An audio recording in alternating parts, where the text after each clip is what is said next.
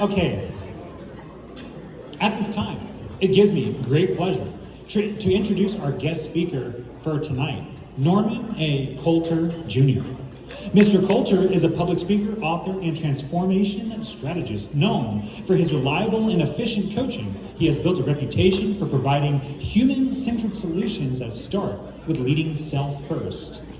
Please give him your undivided attention, ladies and gentlemen. Please put your hands together and give a warm welcome to tonight's guest speaker, Norman Coulter. Thank you. It's a pleasure to be here with the 163rd Attack Wing, and I am Norman. So glad to be here, and admittedly, always great to be in the presence of those who serve our country in a way that I never did. We were talking at my table about my brief exposure to the military personally as a basketball player in high school. I said they were the most supportive people coming to every game, and particularly the Marines. You know, they were at every game and they were calling the house daily.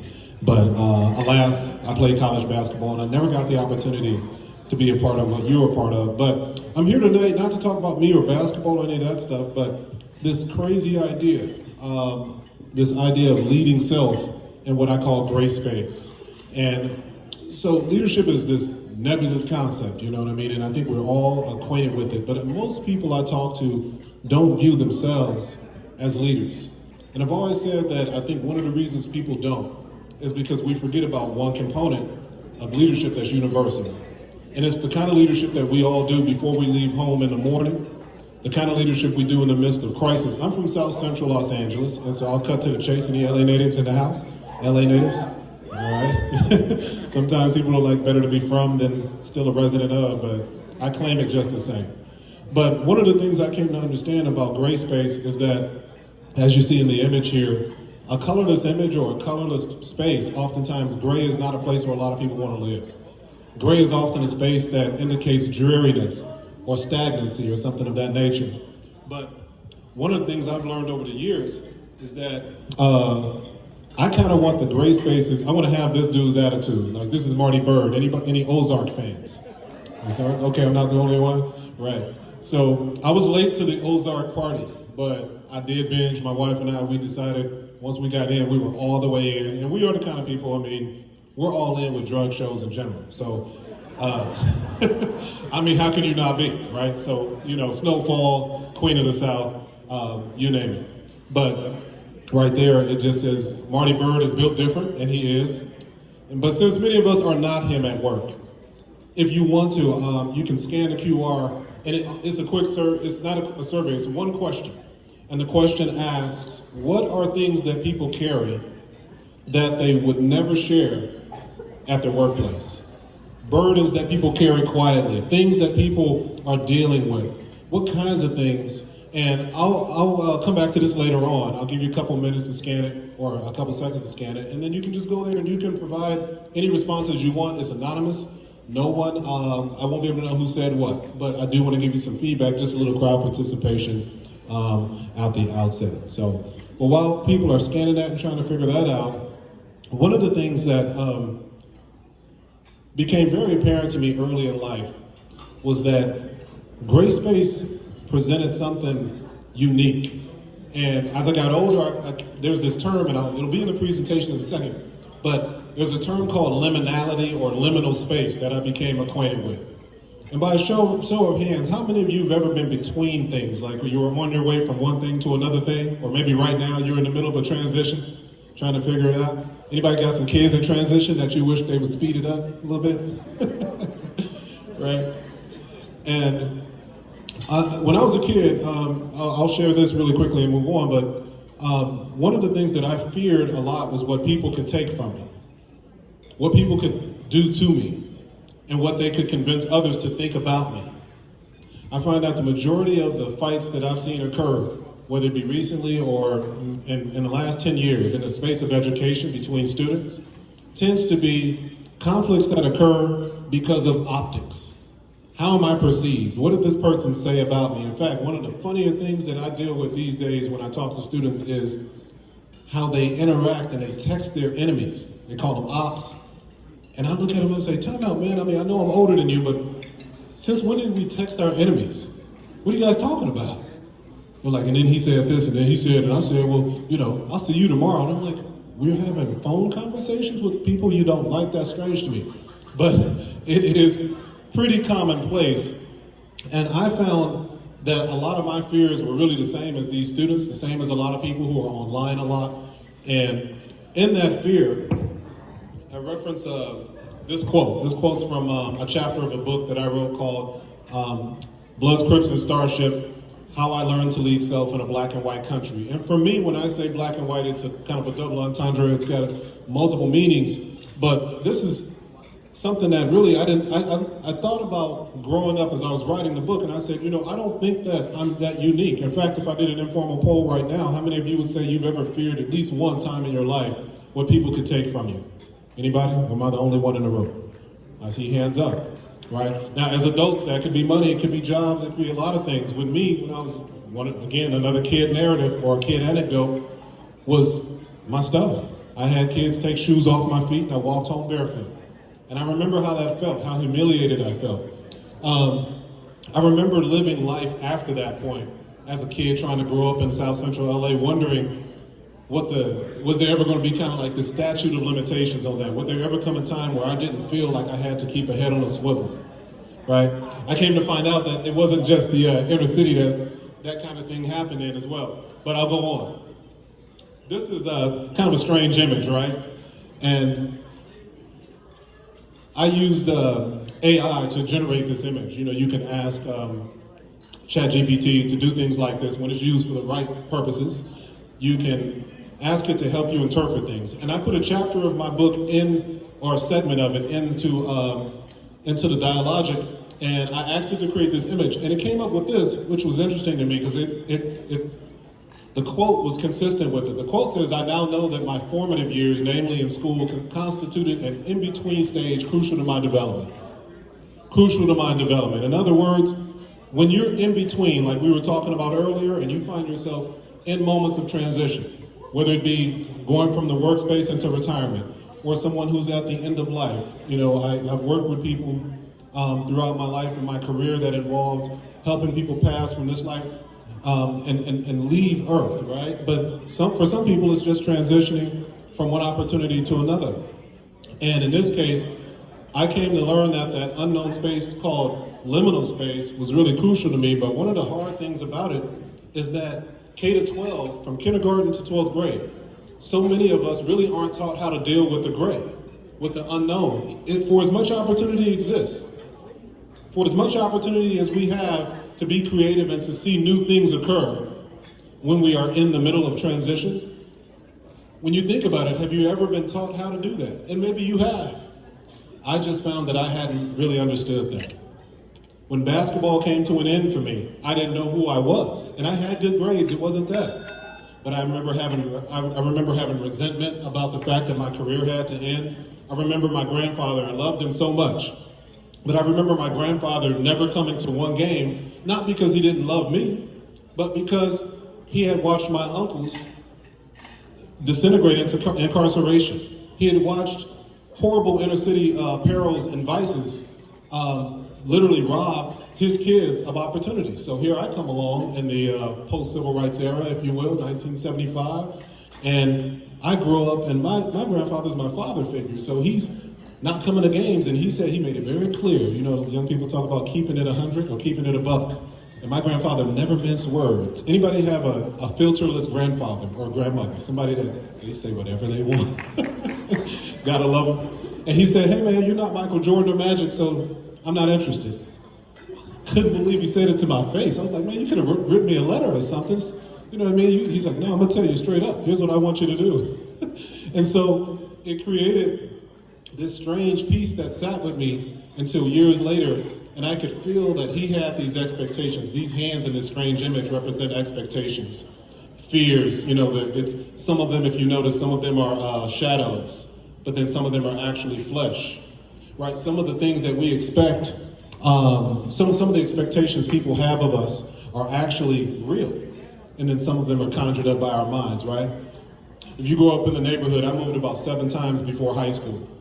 And one of the things that I had to look at differently by the time I was in my doctoral program was a professor asked me a question I had never thought of. She said, do you think all the movement in your life actually helped you? Helped you not be affiliated with a gang? Helped you to not have a loyalty that would have changed the whole pathway of your life? I said, I never thought about it in my life. She said, maybe you were leading yourself in those moments because you were able to, whereas it would have been harder for others who weren't able to. You moved a lot. You didn't have a loyalty to what we call the OGs or the big homies, and she was right.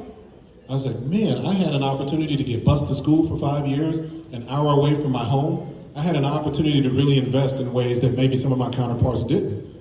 And so a lot of my research then became, how do we scale that, right? You know, when you think of mentors, when you think of how you ended up in this room tonight, or how you ended up involved in 163rd Attack Wing, is it happenstance? Or is there a way that you could reverse map and really begin to look at how you got here and help someone else do the same? That's self-leadership. When you can align your beliefs and your actions, that's self-leadership. In the midst of the gray, when things are dark, that's self-leadership. When you can find a way to not be perfect, but when you can find the resources to help you do what these two people are doing here. Here's an image on the left of somebody who looks like they have their whole life ahead of them. You know, maybe this young lady is headed for she's graduating and moving on. We don't know what's beyond that door, but we know it looks a lot different than this. This young man, or whoever it is looking out this door, and it looks like something bad has happened. I mean, we see some growth, but I think we have oftentimes in this liminal space, when we're here, maybe not so threatening, but I think when we're here, that's when it's tough. That's when it's tough, you know, when we lose someone and we know that we're supposed to continue being productive. When you go to funerals, and I don't mean to be a damper, I know we're having fun tonight, but I know that I've been in some funerals recently. And one of the things I always notice is how in the moment, everybody's supportive the day of. Well, what about all those firsts in the first 12 months?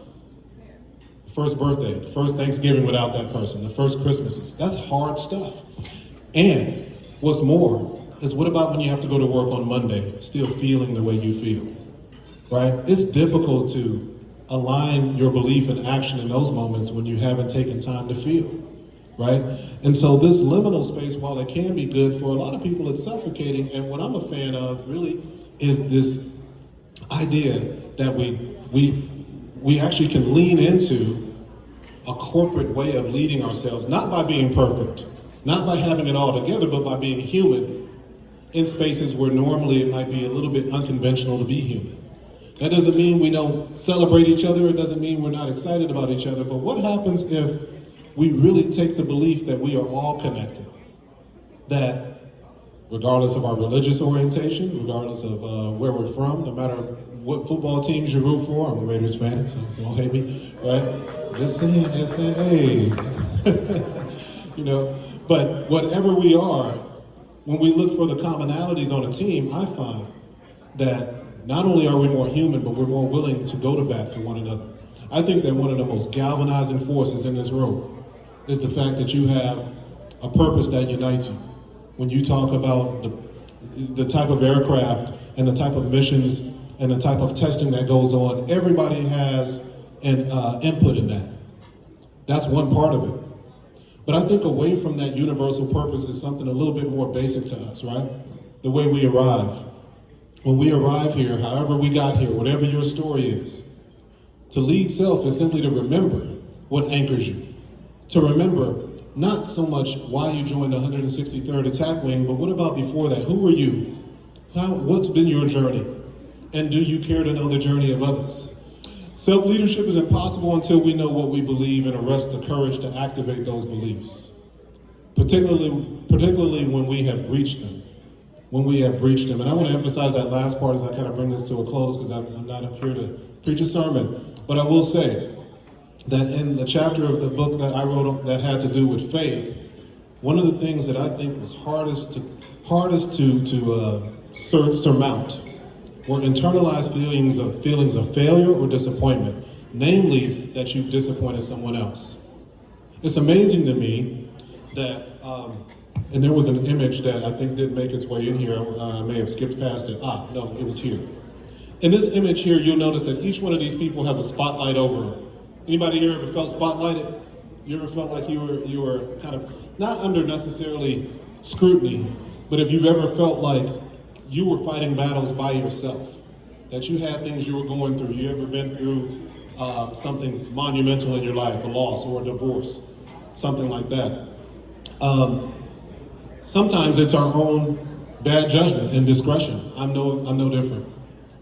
I've been in spaces where this came to me very personally, and I came to find that it was the courage to activate those beliefs. It wasn't what I believed that was the problem. It wasn't the problem at all what I knew was right or what I knew had some efficacy in the way of how I should live my life. The question was, how do I get up off the mat? And were people going to surround me to help me get up off that mat? Or did I have this mythology in myself that said, I've got to do it on my own? Some of the strongest teams I've ever been a part of, both as an athlete, in religious circles and education, as somebody who's done work with formerly incarcerated people. Those teams are strongest when people are able to be resilient. And I have found that resilience is a corporate activity. That we're very rarely, I've never seen people who are just resilient because they just have the stuff. We have the stuff, right? And so I want to kind of see if anybody chimed in on that Mentimeter poll. I'll take a look. But in parting, I'll just say,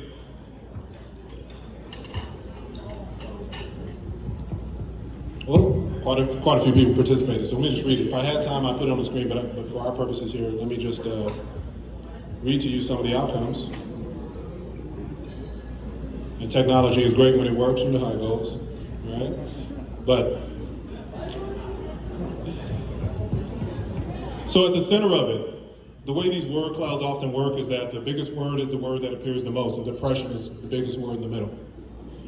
Here are some of the others: loneliness, addiction, traumas, recklessness, financial issues, marital issues, fears, family, illness, shame, loss, self-doubt, overwhelmedness, doubts in oneself, alcohol abuse, insecurities, making a name, anger, health. I'm going to share this with Melody Witt. Now, by the way, I want to thank Melody for being so instrumental in getting me here tonight, and Commander Dave Gunty. Shout out. I met Dave Gunty at a coffee place. Shout out to all my real coffee lovers. If you drink Starbucks, we'll talk after. I'll help you out. All right. We got to do what we got to do. But those things I just read in the word cloud represent transparency. And I don't need to know your name. I don't need to know your rank. I don't need to know where your address. All I need to know is that we are united in this word cloud. We are united when we share the things that we carry. What are some things people carry with them but would probably never share with anyone at work? I believe that you guys, it sounds like you have the kind of team that's primed and ready to move into a new way. A way that's going to open up pathways to new productivity. I really truly believe that vocation is not a dirty word. I think that the thing you do every day to make your money is the same thing you can be passionate about in the space of what you feel you were put here on this planet to do. And I do hope that as you guys move into 2024 that you can kind of harness that energy and begin to explode in kind of a new innovation rooted in this notion that you can lead self even in the gray space. Gray space is not an enemy. Liminality just means you have an opportunity for what comes next. And I want to thank everybody for having me tonight. I'm Norman, and lead self above everything else, you guys. God bless.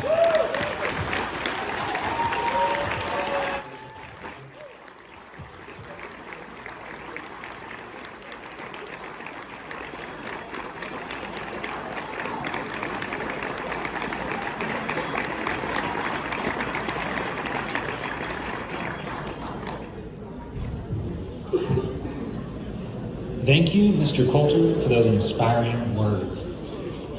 So, before we get into the thing we're all here for, I wanted to make sure you just had cake, you had some sugar, you're a little bit tired. So, before this, I asked Captain Tapala, I said, can you give me a drink, because I gotta be up on the stage soon. He said, sure, and his buddy got me something. I think it's just Mountain Dew and vodka, but it has a really fancy name. So, for all my mixed drinkers out there, can I get some noise if you have a mixed drink tonight?